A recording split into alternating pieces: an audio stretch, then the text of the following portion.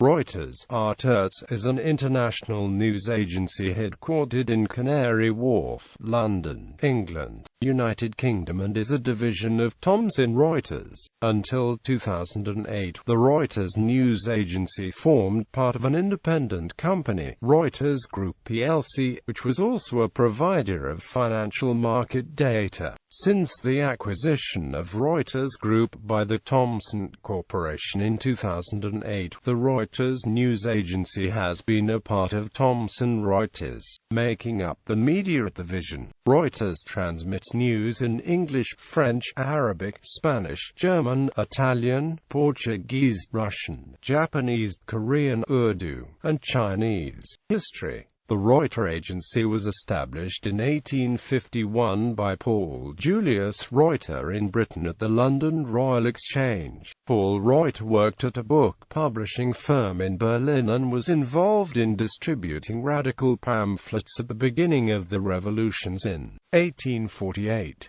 These publications brought much attention to Reuter. He later developed a prototype news service in 1849 in which he used electric telegraphy and carrier pigeons. The Reuters Telegram Company was later launched. The company initially covered commercial news, serving banks, brokerage houses, and business firms. The first newspaper client to subscribe was the London Morning Advertiser in 1858. Newspaper subscriptions subsequently expanded. Over the years, Reuters agency has built a reputation in Europe and the rest of the world as the first to report news scoops from abroad. Reuters was the first to report Abraham Lincoln's assassination, for instance. Almost every major news outlet in the world currently subscribes to Reuters. Reuters operates in more than 200 cities in 94 countries in about 20 languages.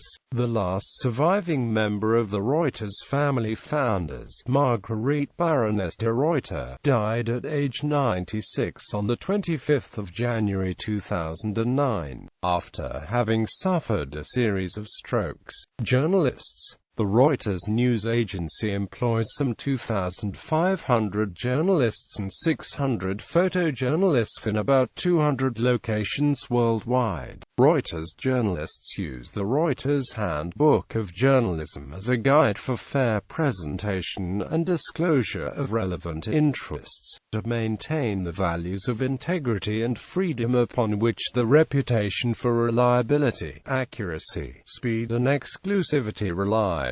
In May 2000, Gert Schork, an American reporter, was killed in an ambush while on assignment in Sierra Leone. In April and August 2003, news cameramen Taras Protiak and Mazen Dana were killed in separate incidents by U.S. troops in Iraq. In July 2007, Namir Noor Eldin and Saeed Shmar were killed when they were struck by fire from a U.S. military Apache helicopter in Baghdad. During 2004, cameramen Adlan Kasanov in Chechnya and Dir Najim in Iraq were also killed. In April 2008, cameraman Fadil Shana was killed in the Gaza Strip after being hit by an Israeli tank. The first Reuters journalist to be taken hostage in action was Anthony Gray, detained by the Chinese government while covering China's Cultural Revolution in Peking in the late 1960s.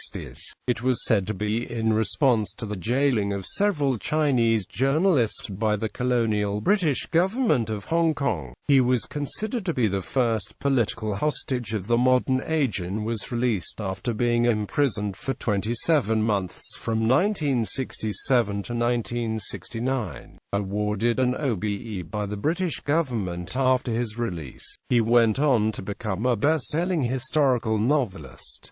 Fatalities, criticism and controversy. policy of objective language. Reuters has a policy of taking a value-neutral approach, which extends to not using the word terrorist in its stories, a practice which has attracted criticism following the September 11th attacks. Reuters' editorial policy states, "We're committed to reporting the facts and in all situations avoid the use of emotive terms. The only exception is when we are quoting someone directly or in indirect speech."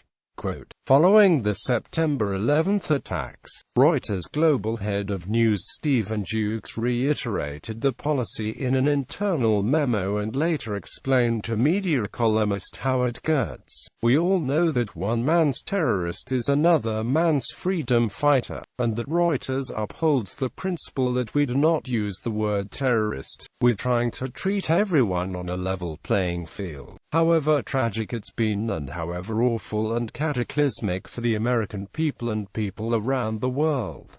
We're there to tell the story. We're not there to evaluate the moral case." In early October 2001, CEO Tom Glosser and editor-in-chief Gia Lynn Bankin Jukes later released a statement acknowledging that Jukes' memo had caused deep offense among members of our staff, our readers, and the public at large, and wrote, "Our policy is to avoid the use of emotional terms and not make value judgments concerning the facts we attempt to report accurately and fairly. We apologize for the insensitive manner in which we characterized this policy and extend our sympathy to all those who have been affected by these tragic events." In September 2004, The New York Times reported that Reuters global managing editor, David A. Schlesinger, objected to Canadian newspapers' editing of Reuters articles to insert the word terrorist.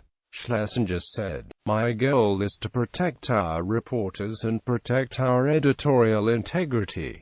Climate change reporting. In July 2013, David Fogarty, former Reuters climate change correspondent in Asia, resigned after a career of almost 20 years with the company and wrote about a climate of fear, which resulted in progressively getting any climate change-themed story published got harder, following comments from then Deputy Editor-in-Chief Paul Ingrassia that he was a climate change skeptic. In his comments, Fogarty stated that some desk editors happily subbed and pushed the button. Others agonized and asked a million questions. Debate on some story ideas generated endless bureaucracy by editors frightened to take a decision, reflecting a different type of climate within Reuters, the climate of fear, and that, by mid-October, I was informed that climate change just wasn't a big story for the present. Very soon after that conversation I was told my climate change role was abolished. Ingrassia, currently Reuters managing editor, formerly worked for the Wall Street Journal and Dow Jones for 31 years. Reuters responded to Fogarty's piece by stating that Reuters has a number of staff dedicated to covering this story, including a team of specialist reporters at Point Carbon and a columnist.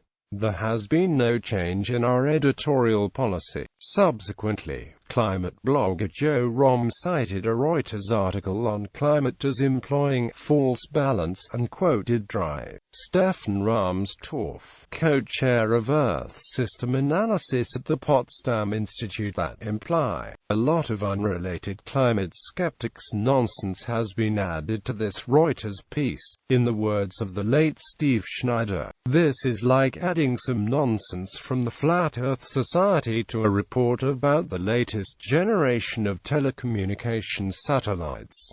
It is absurd." Romm opined that we can't know for certain who insisted on cramming this absurd and non-germane climate skeptics nonsense into the piece, but we have a strong clue. If it had been part of the reporter's original reporting, you would have expected direct quotes from actual skeptics, because that is journalism 101. The fact that the blather was all inserted without attribution suggests it was added at the insistence of an editor. Photograph controversies. According to eNet News, Reuters was accused of bias against Israel in its coverage of the 2006 Israel-Lebanon conflict after the wire service used two doctored photos by a Lebanese freelance photographer, Adnan Haj. In August 2006, Reuters announced it had severed all ties with Haj and said his photographs would be removed from its database.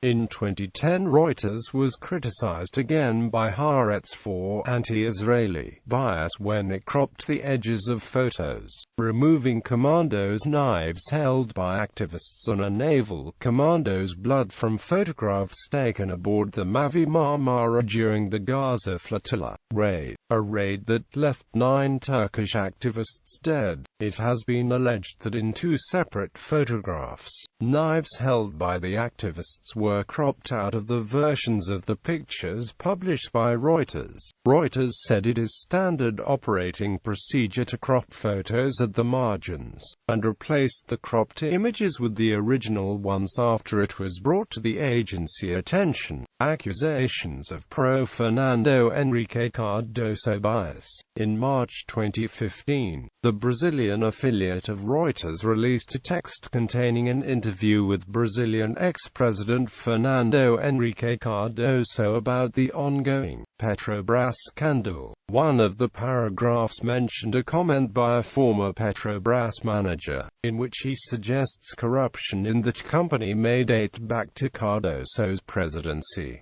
Attached to it, there was a comment between parentheses, Podemos Tarache Acamelor, which is now absent from the current version of the text. The agency later issued a text in which they confirmed the mistake, explaining it was a question by one of the Brazilian editors to the journalist who wrote the original text in English, and that it was not supposed to be published.